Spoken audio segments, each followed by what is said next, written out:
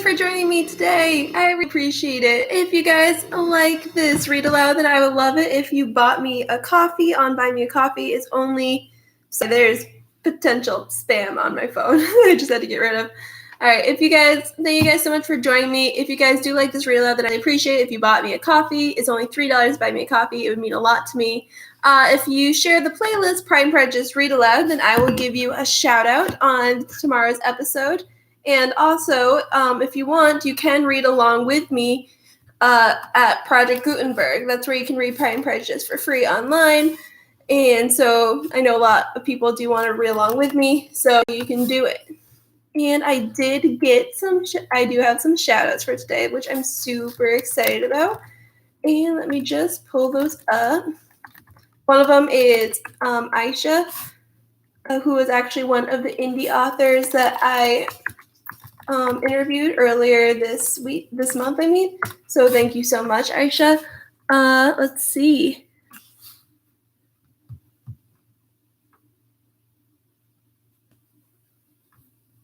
And then thank you, Johnny, for also sharing it as well. And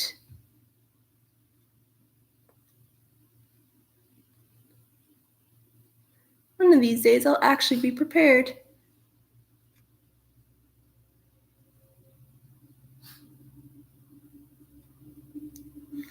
MJ LaBeouf. Thank you so much, MJ, for also retweeting my tweet and shouting me out on Twitter. I really appreciate it. All right, so we now have Mr. Darcy back in the story. Finally, super excited. So right now we are at Hunsford, which is the home of Charlotte and Mr. Collins. And we have met Lady Catherine, and she is a peach. Sorry, this is the worst shirt ever to wear, apparently, but it's laundry day, so. But yeah, and now Darcy is back. He is visiting his aunt, Lady Catherine, and it's really exciting. And he also brought Colonel Fitzwilliam with him, who seems very nice as well. So that's more or less where we are right now. And yeah, I'm so excited too, Mike, about Mr. Darcy. But thank you guys for joining in, and let's get started with chapter 31. Colonel Fitzwilliam's manners were very much admired at the parsonage, and the ladies all felt that he must add considerably to the pleasures of their engagements at Rosings. It was some days, however, before they received any invitation thither. For while there were visitors in the house, they could not be necessary, and it was not till Easter Day, almost a week after the gentlemen's arrival, that they were honored by such an attention, and then they were merely asked on leaving church to come there in the evening. For the last week they had seen very little of Lady Catherine or her daughter. Colonel Fitzwilliam had called on the parsonage more than once during the time, but Mr. Darcy they had only seen at church.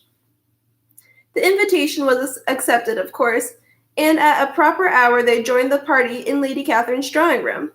Her ladyship received them civilly, but it was plain that their company was by no means so acceptable as when she could get nobody else. And she was, in fact, almost engrossed by her nephews, speaking to them, especially to Darcy, much more than to any other person in the room. Colonel Fitzwilliam seemed really glad to see them. Anything was a welcome relief to him at Rosings, and Mrs. Collins' pretty friend had moreover caught his fancy very much. He now seated himself by her, and talked so agreeably of Kent and Hertfordshire, of travelling and staying at home, of new books and music, that Elizabeth had never been half so well entertained in that room before. And they conversed with so much spirit and flow as to draw the attention of Lady Catherine herself, as well as of Mr. Darcy. His eyes had been soon and repeatedly turned towards them with a look of curiosity, and that her ladyship, after a while, shared the feeling, was more openly acknowledged, for she did not scruple to call out, "What is it you are saying, Fitzwilliam? What is it you are talking of? What are you telling Miss Bennet? Let me hear what it is." "We are speaking of music, madam," said he, when no longer able to avoid a reply. "Of music? Then pray speak aloud. It is of all subjects my delight. I must have my share in the conversation if you are speaking of music. There are few people in England, I suppose, who have more true enjoyment of music than myself, or a better natural taste. If I had ever learned, I should have been a great proficient, and so would Anne if her health had allowed her to apply. I am confident that she would have performed delightfully. How does Georgiana get on, Darcy?" Mr. Darcy spoke with affectionate praise of his sister's proficiency. "I am very glad to hear such a good account of her," said Lady Catherine. "And pray tell her from me that she cannot expect to excel if she does not practice a good deal." "I assure you, madam," he replied, "that she does not need such advice. She practices very constantly." "So much the better. It cannot be done too much, and when I next write to her, I shall charge her not to neglect it on any account. I often tell young ladies that no excellence in music is to be acquired without constant practice. I told Miss Bennet several times that she will never play really well unless she practices more. And though Mrs. Collins has no instrument, she is very welcome, as I have often told her, to come to Rosling's every day and play on the pianoforte in Mrs. Jenkinson's room. She would be in nobody's way, you know, in that part of the house." Mr. Darcy looked a little ashamed of his aunt's ill-breeding and made no answer. When coffee was over, Colonel Fitzwilliam reminded Elizabeth of having promised to play to him, and she sat down directly to the instrument. He drew a chair near her. Lady Catherine listened to half a song and then talked, as before, to her other nephew, till the latter walked away from her, and making with his usual deliberation towards the pianoforte, stationed himself so as to command a full view of the fair performer's countenance. Elizabeth saw what he was doing, and at the first convenient pause, turned to him with an arch smile and said, "You mean to frighten me, Mr. Darcy, by coming in all this state to hear me? I will not be alarmed, though your sister does play so well. There is a stubbornness about me that never can bear to be frightened at the will of others. My courage always rises at every attempt to intimidate me." "I shall not say you are mistaken," he replied, "because you could not really believe me to entertain any design of alarming you, and I have the pleasure of your acquaintance long enough to know that you find great enjoyment in occasionally professing opinions which are in fact not your own." Elizabeth laughed heartily at this picture of herself, and said to Colonel Fitzwilliam, "Your cousin will give me a very good notion of me, and teach you not to believe a word unlucky in meeting with so able to expose my real character in a part of the world where I had hoped to pass myself off with some degree of credit." "Indeed, Mr. Darcy, it is very ungenerous in you to mention all that you know to my disadvantage in Hertfordshire, and, give me leave to say, very impolitic too, for it is provoking me to retaliate, and such things may come out as will shock your relations to hear." "I am not afraid of you," said he, smiling. "Pray, let me hear what you have to accuse him of," cried Colonel Fitzwilliam. "I should like to know how he behaves among strangers." "You shall hear then, but prepare yourself for something very dreadful. The first time of my ever seeing him in Hertfordshire, you must know, was at a ball, and at this ball, what do you think he did? He danced only 4 dances, though gentlemen were scarce, and, to my certain knowledge, more than one young lady was sitting down in want of a partner. Mr. Darcy, you cannot deny the fact." "I had not at that time the honor of knowing any lady in the assembly beyond room." "Perhaps," said Darcy, "I should have judged better, had I sought an introduction, but I am ill qualified to recommend myself to strangers." "Shall we ask your cousin the reason of this?" said Elizabeth, still addressing Colonel Fitzwilliam. "Shall we ask him why a man of sense and education and who has lived in the world is ill qualified to recommend himself to strangers?" "I can answer your question," said Fitzwilliam, "without applying to him. It is because he will not give himself the trouble." "I certainly have not the talent which some people possess," said Darcy, "of conversing easily with those I have never seen before. I cannot catch their tone of conversation, or appear interested in their concerns, as I often see done." "My fingers," said Elizabeth, "do not move over this instrument in the masterly manner which I see so many women's do. They have not the same force or rapidity, and do not produce the same expression. But then I have always supposed it to be my own fault, because I will not take the trouble of practicing. It is not that I do not believe my fingers as capable as other women's of superior execution. Darcy smiled and said, "You are perfectly right. You have employed your time much better. No one admitted to the privilege of hearing you, no one admitted to the privilege of hearing you can think anything wanting. We neither of us perform to strangers." Here they were interrupted by Lady Catherine, who called out to know what they were talking of. Elizabeth immediately began playing again. Lady Catherine approached, and after listening for a few minutes, said to Darcy, "Miss Bennet would not play at all amiss if she practiced more, and could have the advantage of a London master. She has a very good notion of fingering, though her taste is not equal to Anne's. Anne would have been a delightful performer, had her health allowed her to learn."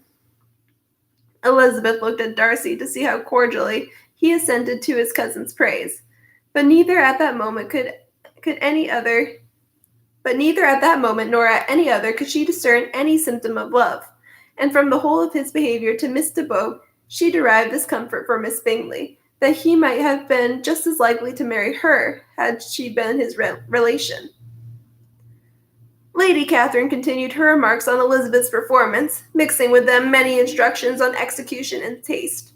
Elizabeth received them all with a forbearance of civility, and, at the request of the gentleman, remained at the instrument till her ladyship's carriage was ready to take them all home. And that's the end of chapter 31. Man, so Lady Catherine is a bit of a hypocrite because she could apply herself to music any damn time she wants. She has the resources to do it. She probably has the time being a lady of leisure. What else is she doing? Throwing fucking balls? So it's a little annoying that she keeps telling everyone else to practice when she doesn't even play herself. But Mr. Darcy is paying attention to Elizabeth. It looks like his crush has definitely continued even after they've been separated for so long.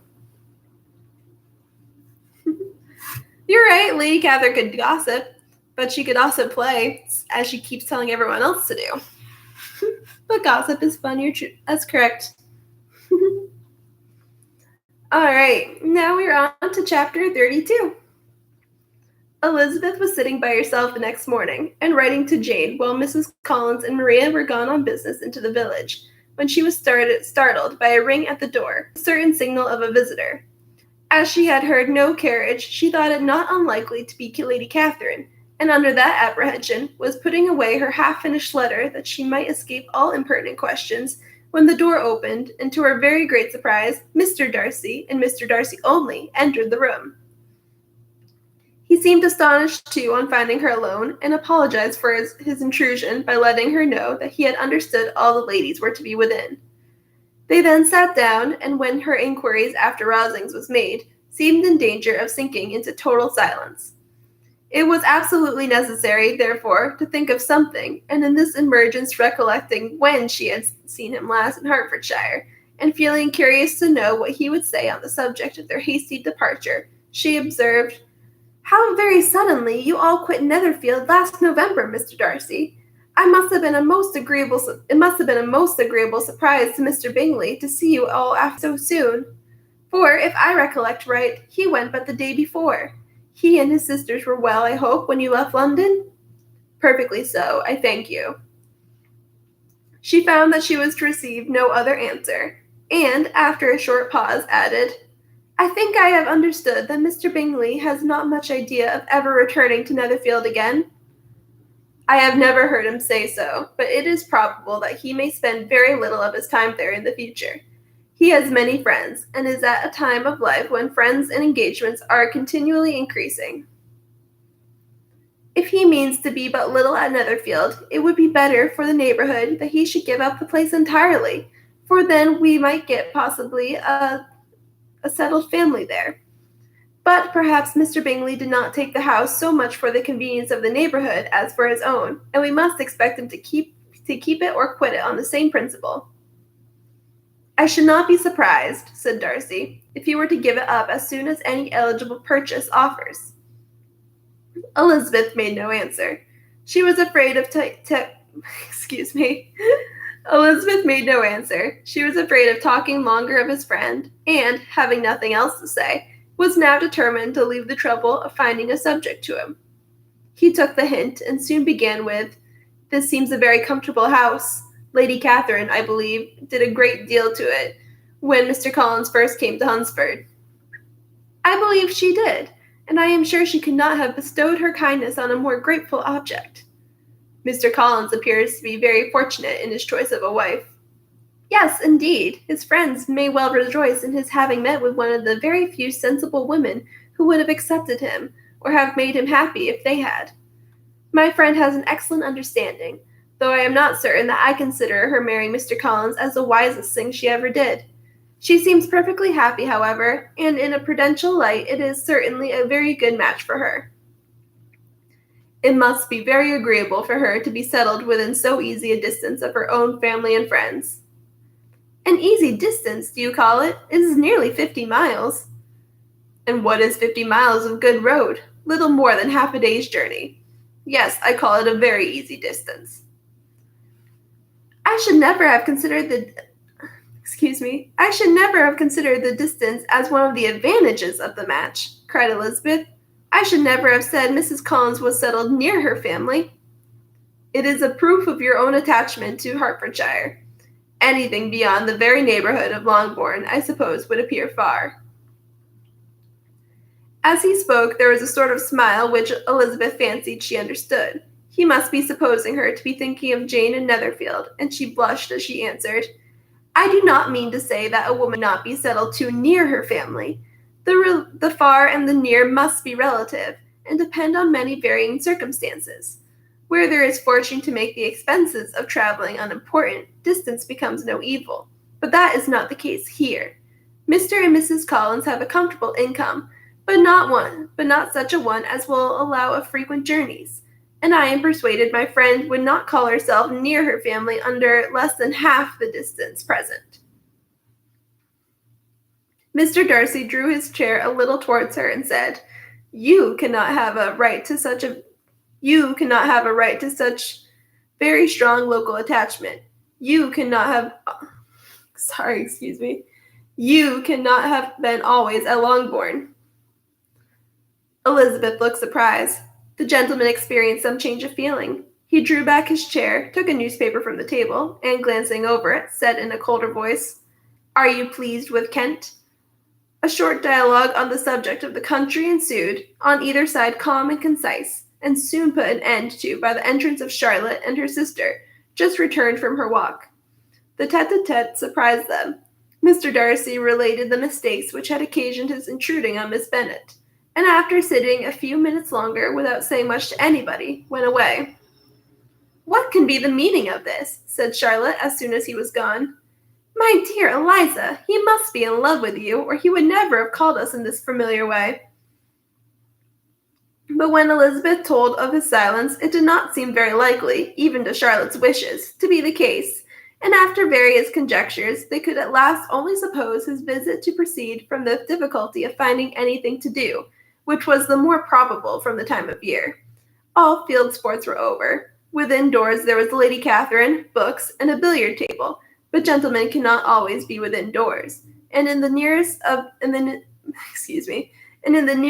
the parsonage, or the pleasantness of the walk to it, or of the people who lived in it, the two cousins found a temptation from this period of walking thither almost every day. They called at various times of the morning, sometimes separately, sometimes together, and now and then accompanied by their aunt. It was plain to them all that Colonel Fitzwilliam came because he had pleasure in their society, a persuasion which of course recommended him still more. And Elizabeth was reminded by her own satisfaction in being with him, as well as by his evident admiration of her former favorite George Wickham. And though, in comparing them, she saw there was less captivating softness in Colonel Fitzwilliam's manners, she believed he might have the best informed mind. But why Mr. Darcy came so often to the parsonage, it was more difficult to understand. It could not be for her society, as he frequently sat there 10 minutes together without opening his lips, and when he did speak, it seemed the effect of necessity rather than a choice, a sacrifice to propriety, not a pleasure to himself. He seldom appeared really animated. Mrs. Collins knew not what to make of him. Colonel Fitzwilliam's occasionally laughing at his stupidity proved that he was generally different, which her own knowledge of him could not have told her, and as she would like to have believed this changed the effect of love, and the object of that love her friend Eliza, she set herself seriously to work to find it out. She watched him whenever they were at Rosings and whenever he came to Hunsford, but without much success. He certainly looked at her friend a great deal, but the expression of that look was indisputable. It was an earnest, steadfast gaze, but she often doubted whether there was much admiration in it, and sometimes it seemed nothing but absence of mind. She had once or twice suggested to Elizabeth the possibility of his being partial to her, but Elizabeth always laughed at the idea, and Mrs. Collins did not think it right to press the subject, from the danger of raising expectations which might only end in disappointment. For in her opinion, it admitted not of a doubt that all her friend's dislike would vanish if she could suppose them to be in her power. In her kind schemes for Elizabeth, she sometimes planned her marrying Colonel Fitzwilliam. He was beyond comparison the most pleasant man. He certainly admired her, and his situation in life was most eligible. But to counterbalance these advantages, Mr. Darcy had considerable patronage in the church, and his cousin could have none at all. And that's the end of chapter 32. You're right, Mom. Lady Catherine is nosy and bossy. Like, very bossy and nosy, you're right. It was cool that Darcy visited, even though he is super awkward, as he has said before that he is awkward. But do you think Charlotte is right that he might like Elizabeth? Because I think he might. Awkward Darcy is funny sometimes, Darren. You're right. Like, he is. Like, Darcy's just kind of cute. And even though he seems just arrogant at first, like, the awkwardness becomes a little charming after a while.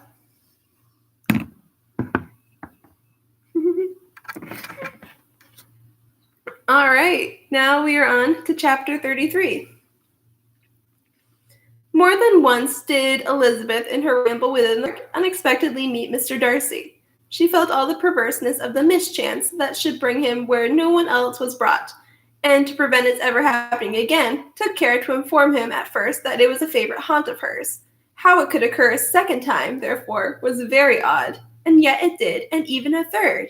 It seemed like willful ill-nature, or a voluntary penance, for on these occasions it was not merely a few formal inquiries and an awkward pause, and then away, but he actually thought it necessary to turn back and walk with her. He never said a great deal, nor did she give herself the trouble of talking or of listening much, but it struck her in the course of their third rencontre, that he was asking some odd, unconnected questions about her pleasure in being at Hunsford, her love of solitary walks, and her opinion of Mr. and Mrs. Collins' happiness, and that in speaking of Rosings and her not perfectly understanding the house, he seemed to expect that whenever she came into Kent again, she would be staying there too. His words seemed to imply it. Could he have Colonel Fitzwilliam in his thoughts? She supposed if he meant anything, he must mean an allusion to what might arise in that quarter. It distressed her a little, and she was quite glad to find herself at the gates in the palace opposite the parsonage.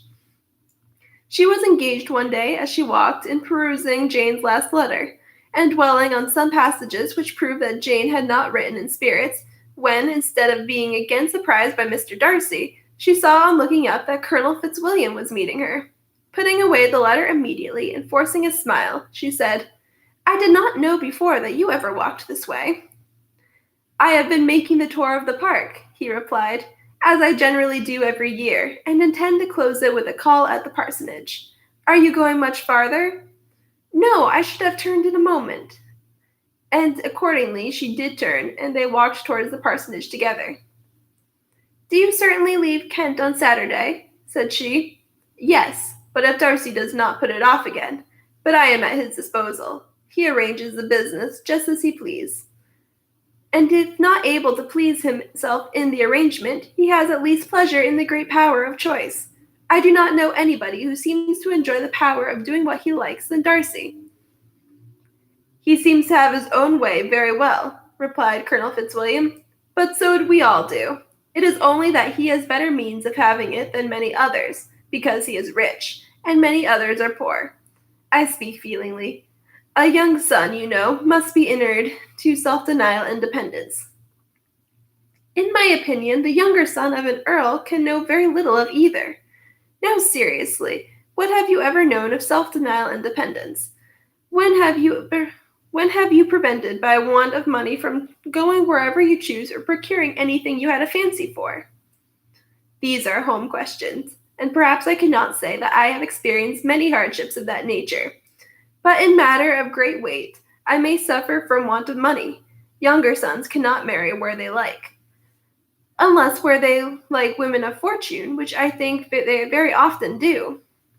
Our habits of expense make us too dependent, and there are not many in my rank of life who can afford to marry without some attention to money. Is this, thought Elizabeth, meant for me? And she colored at the idea, but recovering herself, said in a lively tone, And pray, what is the usual price of an earl's younger son? Unless the elder brother is very sick, I suppose you would not ask above £50,000. He answered her in the same style, and the subject dropped.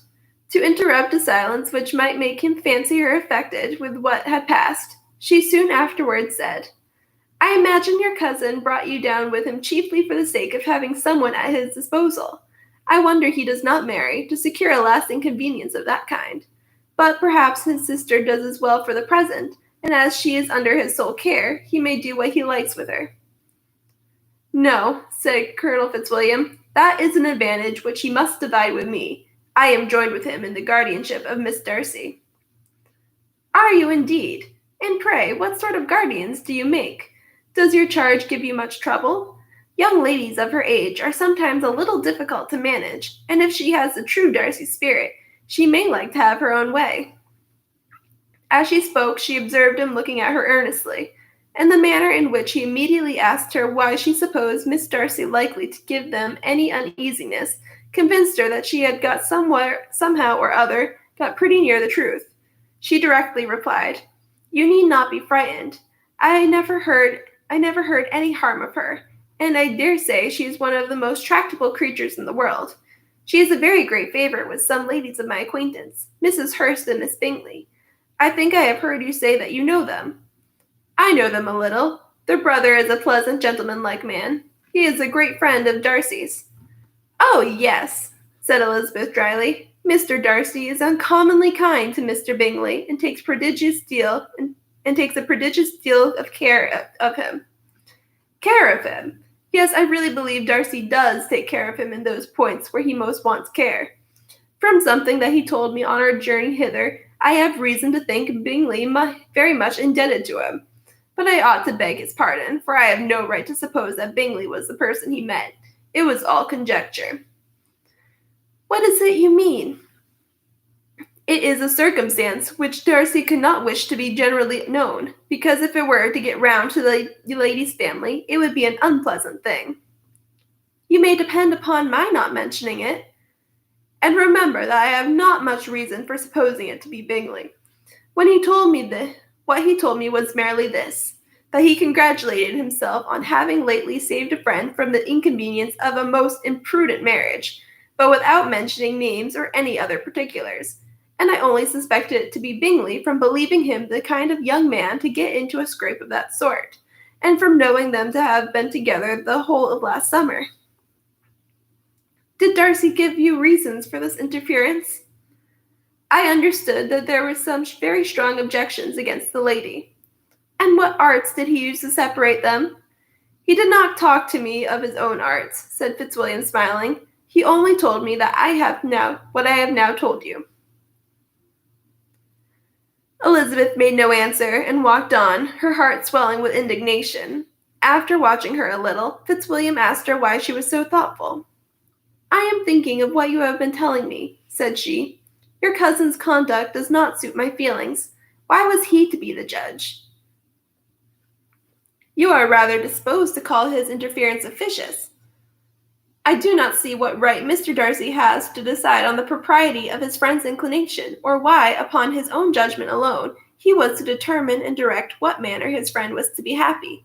But, she continued, recollecting herself, as we know none of the particulars, it is not fair to condemn him. It is not to be supposed that there was much affection in the case.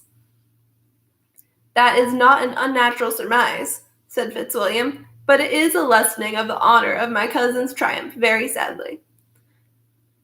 This was spoken jestingly, but it appeared to her so just a picture of Mr. Darcy that she would not trust herself with an answer, and therefore, abruptly changing the conversation, talked on different matters until they reached the parsonage. There, shut into her own room, as soon as their visitor left them, she all that she had heard.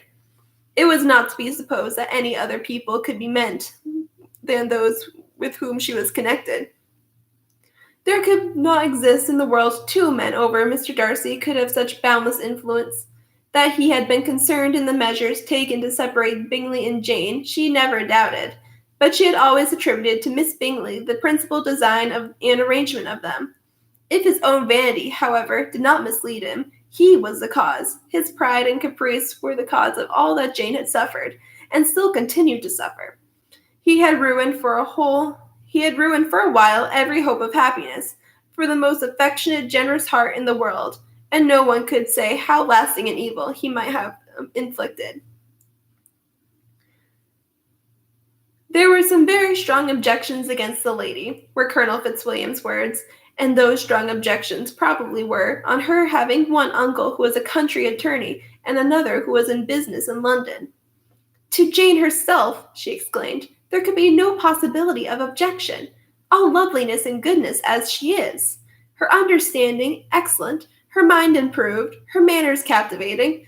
Neither could anything be urged against my father, who, though with some peculiarities, has abilities Mr. Darcy himself need not disdain, and respectability which he will probably never reach. When she thought of her mother, her confidence gave way a little, but she would not allow that any objections there had material weight with Mr. Darcy, whose pride, she was convinced, would receive a deeper wound from the want of importance in his friends' connections than from their want of sense, and she was quite decided, at last, that he had been partly governed by this worst kind of pride, and partly by the wish of retaining Mr. Bingley for his sister. The agitation and tears which the subject occasioned brought on a headache, and it grew so much worse towards the evening that, added to her unwillingness to see Mr. Darcy, it determined her not to attend her cousins to Rosings, where they were engaged to drink tea. Mrs. Collins, seeing that she was really unwell, did not press her to go, and as much as possible prevented her husband from pressing her. But Mr. Collins could not conceal his apprehension of Lady Catherine's being rather displeased at her staying home. And that is the end of chapter 33. Poor Elizabeth, that sucks. To just hear about her sister that way. And you're right, definitely, Taryn. That it was really sad have him just called an imprudent marriage when it really wasn't. But it's definitely been confirmed that Darcy had something to do with separating Jane and Bingley, which is really too bad because they made a great couple. But hopefully eventually we can hear Darcy's side on it because it just doesn't make sense that Darcy would go against his friend's wishes like that because he doesn't have an ulterior motive like Caroline does. But thank you guys so much for tuning in. I really appreciate it. And I hope you all have a great day and stay safe. If you guys like this read aloud, then I would really appreciate it if you bought me a coffee. It's only $3 for a coffee, and I would really, really appreciate it. But thank you guys so much.